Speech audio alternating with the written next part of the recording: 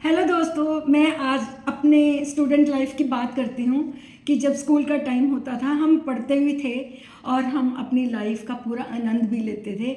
लेकिन आज जब मैं नई पीढ़ी के बच्चों को देख रही हूँ तो यानी कि टीन एज के बच्चों को देख रही हूँ तो उनके चेहरे भी मुरझाए हुए हैं। एक हल्का सा मानसिक तनाव उनके चेहरे पे झलकता है। ना वो फिजिकली स्ट्रांग है और ना ही वो मेंटल हेल्थ के लिए वो स्ट्रांग है। तो आज मैं कुछ कारण आपके साथ शेयर करूंगी कि बच्चों में ये दबाव क्यों है, बच्चों में कौन दबाव डाल रहा है और बच्चे डिप्रेशन में क्यों जा रहे हैं। तो आज इसी पे चर्चा होगी। अक्सर आप अपनी इस नौजवान पीढ़ी को ऐसे देख रहे हैं, कोई अकारण ही रोने लग जाता है, किसी की नींद डिस्टर्ब हो रही है, कोई चिड़चिड़ा हो गया, अपने पेरेंट्स के साथ मिसबिहेव कर रहा है और कोई तो बिल्कुल अपनी जद्दोजहद में कहता है कि मुझे पढ़ना ही नहीं है। तो चलिए आज कारण शेयर करते हैं और इस समस्या को रिमूव करने के लिए, यानी कि ये एक मेंटल प्रॉब्लम है, तो इस समस्या को हम पेरेंट्स कैसे ख़त्म कर सकते हैं। इसमें समाज के हर इंसान का हिस्सा होगा, यानी कि टीचर्स भी इन्वॉल्व होंगे, पेरेंट्स भी इन्वॉल्व होंगे और साथ में बच्चा भी इन्वॉल्व होगा। तो चलिए पहले कारण शेयर करते हैं। कारण शेयर करने से पहले फ्रेंड्स, मैं हूँ डॉक्टर गार्गी कौर और मैं अपने छोटे छोटे वीडियोस हेल्थ से, मेंटल हेल्थ से रिलेट लेके आती हूँ। तो अगर आपको मेरा कंटेंट अच्छा लगता है तो काइंडली मुझे सब्सक्राइब करना ना भूलना। तो चलिए मैं कारणों पे आती हूँ। समाज में बच्चों के, टीनेजर बच्चों के तनाव का सबसे बड़ा कारण है कंपैरिजन। अक्सर हमने घरों में भी देखा है कि अगर एक ही फैमिली के दो बच्चे हैं और एक अच्छा परफॉर्म कर रहा है स्टडीज़ में और दूसरा बेटर परफॉर्म नहीं कर रहा, तो जो बेटर परफॉर्म नहीं कर रहा उसको फैमिली ही हीन भावना से देखती है। तो ऑटोमेटिकली डे बाय डे बच्चा अपने आप में ही अपने सबकॉन्शियस माइंड में मैसेज देना शुरू कर देता है कि मेरे से हो नहीं पाएगा। जबकि पेरेंट्स को क्या चाहिए, उसकी पीठ को थपथपाना चाहिए कि कोई बात नहीं, ये परफॉर्मेंस अगर अच्छी नहीं भी गई तो नेक्स्ट टाइम में हम जरूर बेटर करेंगे। यानी कि बच्चों में ऐसा कभी ना बोले कि तू तो कर ही नहीं सकता। ये शब्द सबकॉन्शियस माइंड में एक अपनी परमानेंट छाप छोड़ते हैं और बच्चा करने वाला भी होता है तो वो कर नहीं पाता। तो दूसरा है स्कूल के टीचर्स का प्रेशर। मान के चलो कोई लड़का या लड़की स्टूडेंट मतलब 90% लेके आता है तो टीचर क्या कहता है, तेरे तो 95% भी आ सकते थे, तूने अपनी पूरी तरह से स्टडी नहीं की। ये बच्चे को ये शब्द भी हरास करते हैं, जबकि 90% स्कोर कोई बुरा नहीं होता। स्टडी करते हैं तो पता चलता है कि 90% आते कैसे हैं। तो उस जगह पे टीचर्स का एक कर्तव्य बनता है शाबाशी देना और उनको वकअप बोलना। बच्चे मानसिक तनाव में नहीं आएंगे, वो नेक्स्ट में अपना बेटर परफॉर्मेंस देंगे।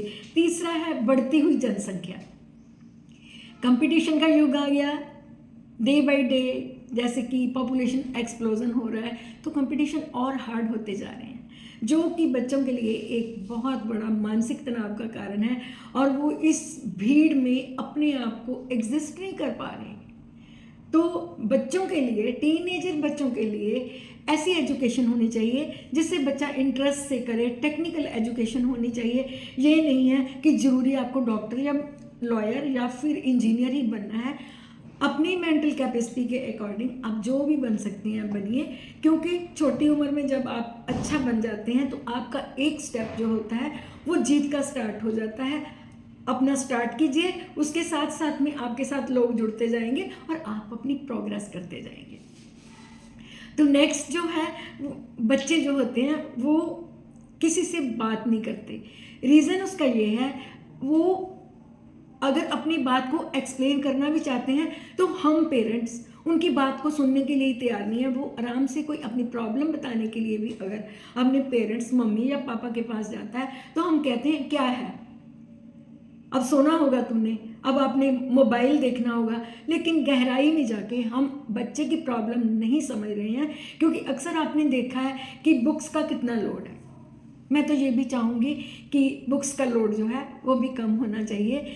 जो फालतू का सिलेबस होता है, जहाँ बिना मतलब के, जिसका हमारी लाइफ में कोई मतलब नहीं है, वो सब्जेक्ट्स तो नहीं टच करने चाहिए। इससे बच्चों का मानसिक तनाव जो है वो ख़त्म होता है। लास्ट में यही बोलूँगी, इसी से रिलेट है, आपने 12th या 10th 11th 12th के बच्चे देखे होंगे, उनके बैग भारी हैं। उनकी बैग्स के भारी होने के कारण कई बार उनकी जो फिज़िकल क्षमता है वो कम है, उनको जॉइंट पेन हो रही है, वो किसी ना किसी मानसिक तनाव में चल रहे हैं, हम उनको सुनते नहीं। तो ये भी जो प्रेशर है, जो कॉम्पिटिटिव एग्ज़ाम का, बुक्स थोड़ी होनी चाहिए, उसमें जिसको निकलना है वो निकले, अदरवाइज़ कुछ ऐसा करें ताकि हमारी आने वाली जनरेशन जो है वो अच्छा काम कर सके। फ्रेंड्स, ये छोटे छोटे टिप्स जो हैं ये स्टडी में तो compete करवाते ही हैं। अगर कोई मान के चलो स्पोर्ट्स में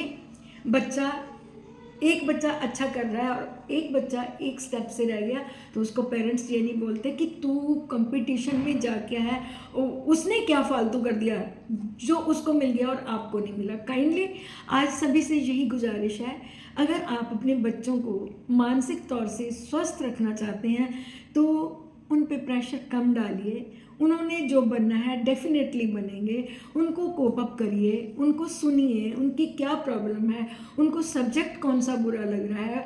अगर वो आर्ट्स में हैप्पी हो रहा है तो ज़बरदस्ती उस पर साइंस सब्जेक्ट्स ना थोपिए, क्योंकि उसकी लाइफ पर्सनल है। और हाँ, जो पेरेंट्स गुस्से से बोलते हैं, कभी वो अपना भी आईने में अपनी शक्ल देखें, क्या उन्होंने अपनी लाइफ में इतना किया था जो आज के बच्चे कर रहे हैं। तो अगर आप सभी लोग ऐसा सोचेंगे, बच्चे को ऑलराउंडर बनाना कोई बुरी बात नहीं है, लेकिन अगर बच्चे की क्षमता नहीं है, अगर उस पर थोपा जा रहा है तो ये एक जघन्य पाप है। इसके लिए आपको माफ़ नहीं किया जाएगा, क्योंकि आपने उसकी लाइफ को डिस्ट्रॉय करने में पार्टिसिपेट किया है। तो काइंडली आज का वीडियो टीनेजर्स के लिए जो +2 की तैयारी कर रहे हैं, +2 के बाद कंपटीशन की तैयारी कर रहे हैं, या +2 में हैं, या जिनके रिजल्ट्स आ रहे हैं, काइंडली बच्चे को कुछ ना बोलें, अपनी कमियों को देखें या उसको देखें कि वो आपका बच्चा कहाँ टाइम स्पेंड कर रहा है। तो ज़रूरत है आपको अपने बच्चों के साथ जुड़ने की, सहयोग करने की और उनसे दिल की बात पूछने की। अगर आपको मेरा ये कंटेंट अच्छा लगा है तो काइंडली मुझे सब्सक्राइब ज़रूर करना। Thank you very much for watching my video.